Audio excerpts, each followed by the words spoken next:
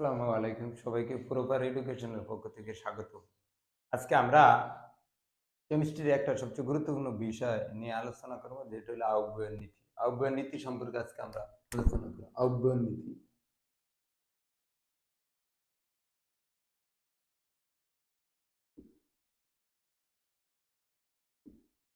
তো আহ্বায়ন নীতি, আমরা জানি আহ্বায়ন নীতি বলতে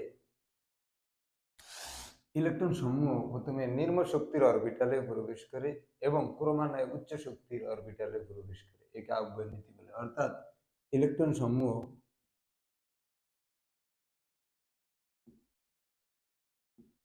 সমূহ প্রথম প্রথম নিম্ন শক্তির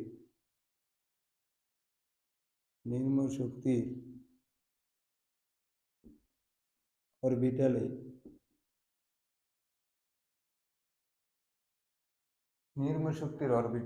প্রবেশ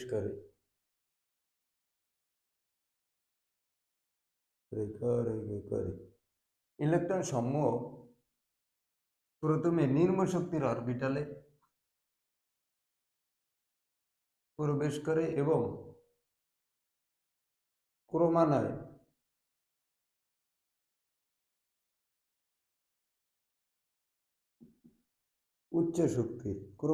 উচ্চ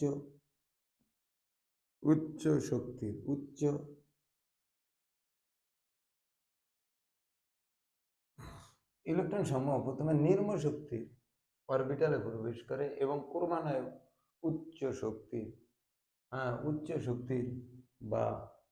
উচ্চ শক্তির অরবিটালে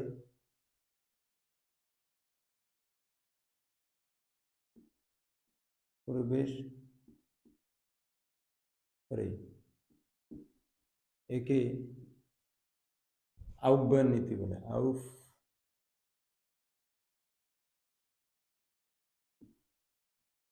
নীতি বলে। প্রিয় শিক্ষার্থী ভাই ও বন্ধুরা, আমরা আহ্বায়ন নীতি জানি। ইলেকট্রন সমূহ প্রথমে নিম্ন শক্তির অরবিটালে প্রবেশ করে এবং ক্রমান্বয়ে উচ্চ শক্তি সম্পূর্ণ, একই কথা, উচ্চ শক্তির অরবিটালে প্রবেশ করে। একে আহ্বায়ন নীতি বলে বা প্রিন্সিপাল বলে। রাইট। এখন আমরা পরমাণুর ইলেকট্রন বিন্যাসের মাধ্যমে এটা প্রমাণ করি। আসো আমরা দেখি পটাশিয়াম 19 এর ইলেকট্রন বিন্যাসের মাধ্যমে আমরা দেখি। তো পটাশিয়াম 19 এর ইলেকট্রন বিন্যাস করলে তুমি দেখো, দেন আমরা দেখি 1s 2s 2p 3s 3p 3d।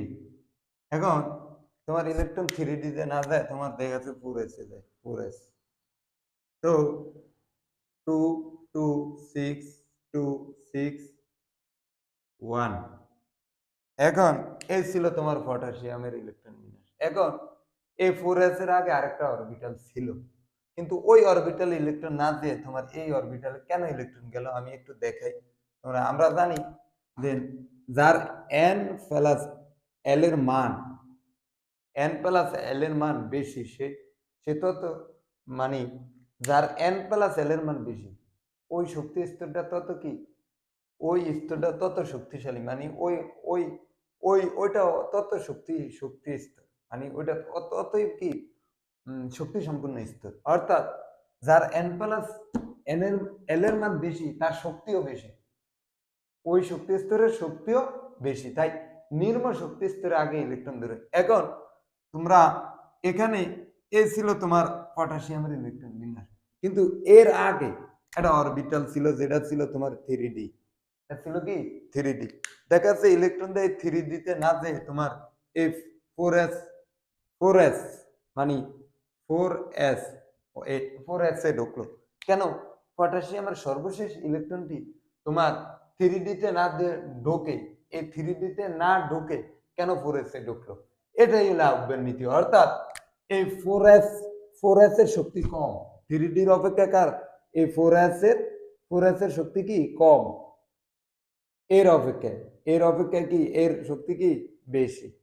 অর্থাৎ ইলেকট্রন নিম্ন শক্তির অরবিটালে প্রবেশ করে। অর্থাৎ যে শক্তি স্তরের মান কম, ওইটাতে তোমার নিম্ন শক্তির অরবিটাল থাকে, আর এটাতে এই কথা তোমার কি ঢোকে, অর্থাৎ এর n প্লাস l এর মান কম। আমরা দেখি n প্লাস l এর মান কিভাবে কম। আমরা জানি s এর মান 0 এবং তোমার c এর মান 1 এবং d এর মান 2 এবং f এর মান কত 3। ক্লিয়ার?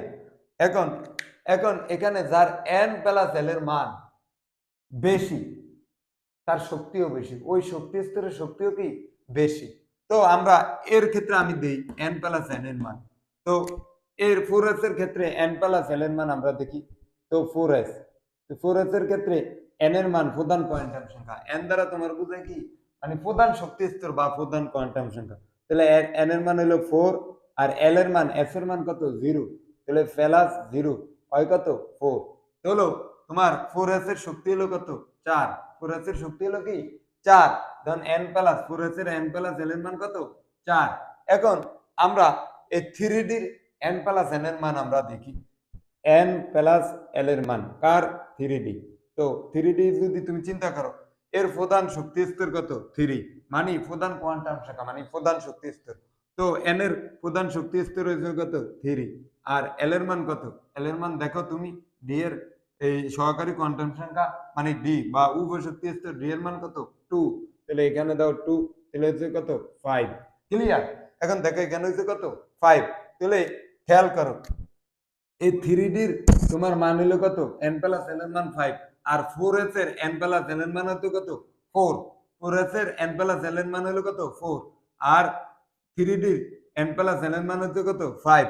যেহেতু এর 4 আর এর 5, তো কোনটা নিম্ন শক্তি স্তর?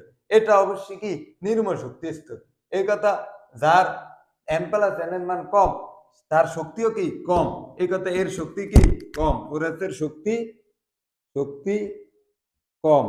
তাই পটাশিয়ামের সর্বশেষ ইলেকট্রনটি, সর্বশেষ একটি ইলেকট্রন তোমার 3D তে প্রবেশ না করে কোনটাতে 4s এ কি প্রবেশ করে। এই কথা আমরা 3D অরবিটাল কি তৈরি করে না। তাই 4s এর পটাশিয়ামের ইলেকট্রন বিন্যাস হবে কি পটাশিয়াম 19 হবে, পটাশিয়াম 19 এর ইলেকট্রন বিন্যাস হবে 1s 2s 2p 1s 2s 2p 3s 3p 4s, অর্থাৎ 2 2 6 2 6 1, অর্থাৎ এই 3D তে কোনো কি ইলেকট্রন প্রবেশ করবে না, কারণ এর n প্লাস n এর মান কি বেশি, তাই এর শক্তি বেশি।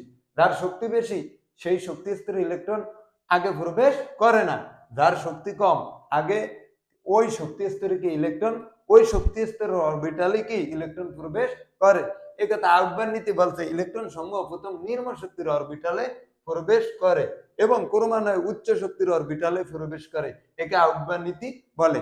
প্রিয় শিক্ষার্থী ভাই ও বন্ধুরা, তোমরা যদি এখানে যদি লেখো প্রথমে নিম্ন শক্তি স্তরে প্রবেশ করে, তাহলে ভুল।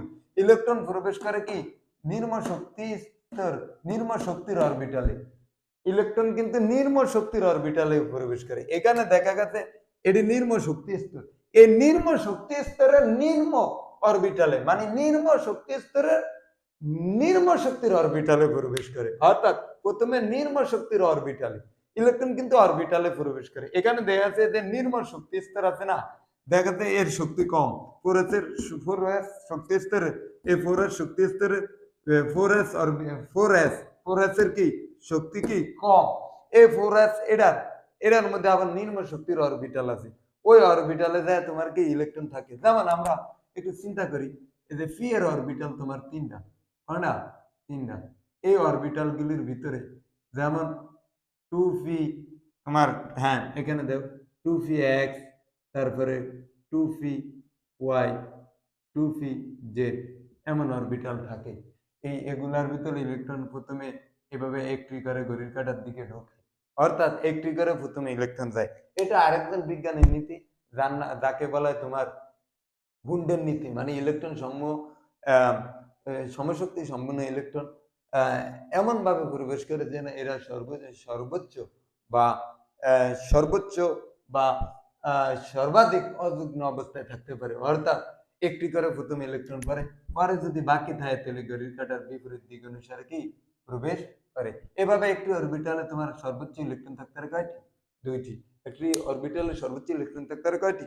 2টি। তা আমরা আউটবার্ন নীতিটা হইলো কি? প্রথমে নির্মল শক্তির অরবিটালে প্রবেশ করে এবং ক্রমান্বয়ে উচ্চ শক্তির অরবিটালে প্রবেশ করে, যেটা আমরা দেখলাম যে কোন কার শক্তি বেশি। এখন আমরা কোন শক্তি স্তরে বেশি কিভাবে নির্ণয় করব? যার n প্লাস l এর মান বেশি সে তার শক্তিও বেশি, যার n প্লাস l এর মান কম তার শক্তিও কম। প্রিয় শিক্ষার্থী ভাই ও বন্ধুরা, তোমরা একটু চিন্তা করলে দেখতে পারবা যে আমরা দেখাইছি কিভাবে n প্লাস l এর মান। তো আমরা একটা জিনিস ঠাডায় মুখস্থ রাখবো যে s এর মান 0 এবং p এর মান 1 এবং d এর মান 2 এবং f এর মান 3 এবং এগুলাতে তুমি ইলেকট্রন বিন্যাসে একটা জিনিস প্রয়োজন, s এ ইলেকট্রন থাকতে পারে 2টি এবং p ইলেকট্রন থাকতে পারে 6টি, d এ ইলেকট্রন থাকতে পারে 10টি, f এ ইলেকট্রন থাকতে পারে কয়টি? 14টি। ক্লিয়ার? এইভাবে। আর এগুলো হলো এটির কি মান। আবার অরবিটালের কথা যদি আমরা চিন্তা করি অন্যভাবে আমরা চিন্তা করি। তো আজকের আউটবার্ন নীতিটা তোমরা ঠাডায় মুখস্থ করবা আর এদিকে খেয়াল রাখবা যে যার n প্লাস l এর মান কম তার শক্তিও কম, আর n প্লাস n এর মান যার কম ওই শক্তির অরবিটালে আগে কি ইলেকট্রন প্রবেশ করে। তো আজকের আমাদের আজকের ভিডিও ক্লাস এই পর্যন্তই। যদি আমাদের এই ক্লাসটি দ্বারা তোমরা আংশিক পরিমাণ উপকৃত হও তাহলে আমাদের চ্যানেলটিকে সাবস্ক্রাইব করবা এবং পাশে থাকা বেল আইকনটিকে অন করে দিবা। সবাইকে ধন্যবাদ। আসসালামু আলাইকুম।